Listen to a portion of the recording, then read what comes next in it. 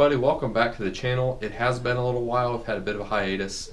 The weather's been really cold, holidays, haven't really bothered doing anything to the cars, been too broke paying for Christmas gifts and everything like that. I have been fighting a cooling issue on my Mazda for about a month now, and I've changed the sending unit just in case. That was the cheapest, quickest thing we could do. But today, we're going to do the thermostat. Thermostat's really easy fix. Anybody with a wrench can do it. It will even be easier for me because I don't have a power steering pump anymore.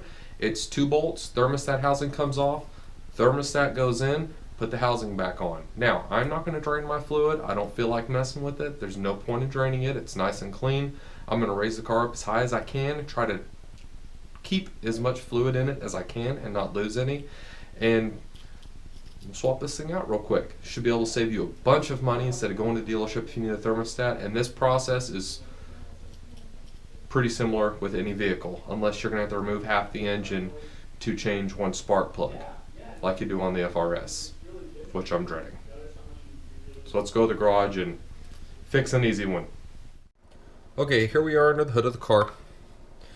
This is the thermostat housing right here. We got the lower radiator hose. This is the passenger side fan, header, etc. obviously, so you can orient yourself with where this is at. Your power steering pump would normally be right here, but as I don't have power steering, it's not there. It's two 12mm bolts. I decided not to jack the car up because I'm thinking that if I raised it, there would be more pressure for fluid to come out of lower radiator hose with the radiator higher in the air, so I left the car level. So let's go ahead and break these loose. They're not on there too tight. And I do have a small drain pan underneath the car to catch whatever we do lose. Hopefully it won't be too much. Okay. Go ahead and take these out real quick. And I can see it starting to seep already.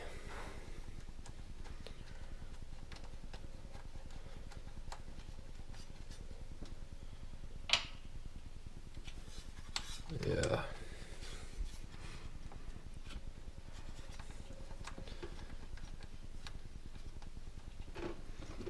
Yep, there it goes.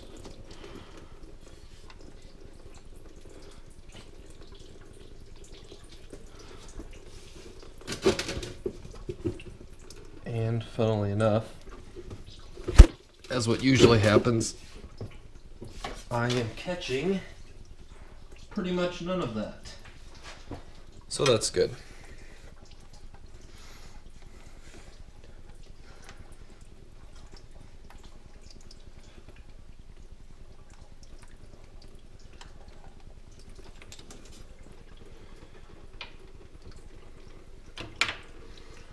All right, let's see what we get here. Try to wedge this back a little bit. Don't want to lose any more than necessary. I'll have to get a screwdriver to get the thermostat out of there. It's not wanting to let it go.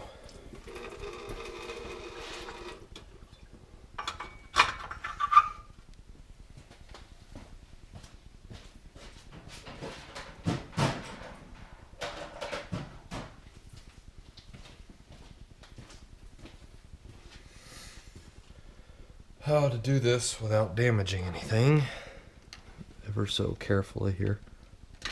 Oh, just like that. And I'm going to push it back in there just for a moment. I'm going to grab the other thermostat so I can swap them real quick.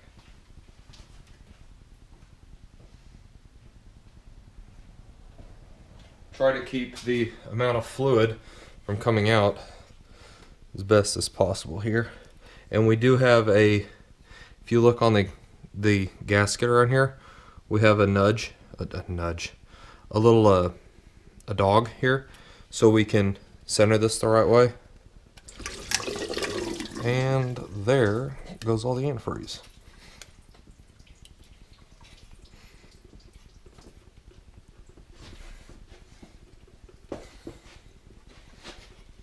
Make sure that's centered good. And it is.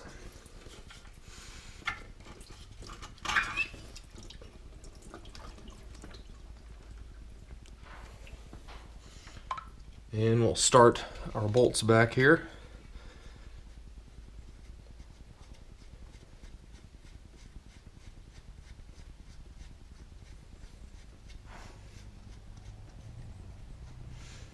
Put that top one in snug so we can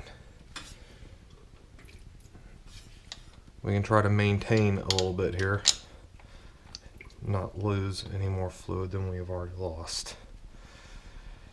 And more worrisome, create a mess in my freshly swept garage. Hopefully it'll have washed the 10mm socket out that I lost about 6 months ago though. So there's always a plus.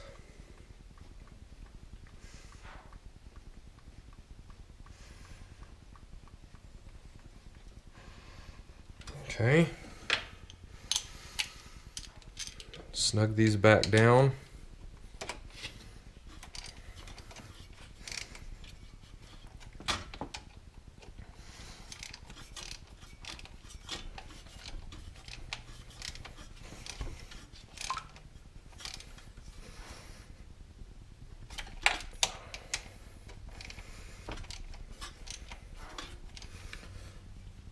Okay, now I'm gonna go get some absorbent material and try to get some of this up as quick as I can before it gets into everything all over the place.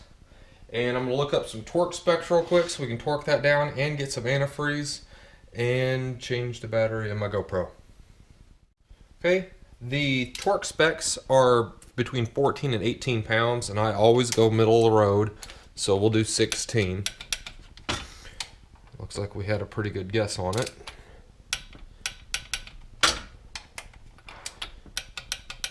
There we go. Now all we need to do is top off our antifreeze, and since the engine is cold and we have lost antifreeze out of the actual block, I'm going to start it up and let it start to cycle the water pump and open the thermostat and stuff with the radiator cap off, so when more fluid comes out we can put a little bit more in, because it's going to have to drain it, or it's going to have to bleed itself and get some of the air out of its own system. I usually do that with the older trucks. These newer cars, that might not be completely necessary, and we can just top off our coolant reservoir right there, Signature Products plug, and probably just go from there. As always, when you touch anything on a car, check for leaks, watch for it as you drive it. Do not assume that you don't have a leak. Anything could have happened. Always check for leaks, look under the car, listen for anything strange, start it up, let it run for a little bit. This is another quick and easy thing, like I said, that anybody can do. Anybody can do this. This is not a difficult procedure. As you can see, it was 2 bolts and a $15 thermostat. A dealership would probably charge you $150 to $200 to do something this simple.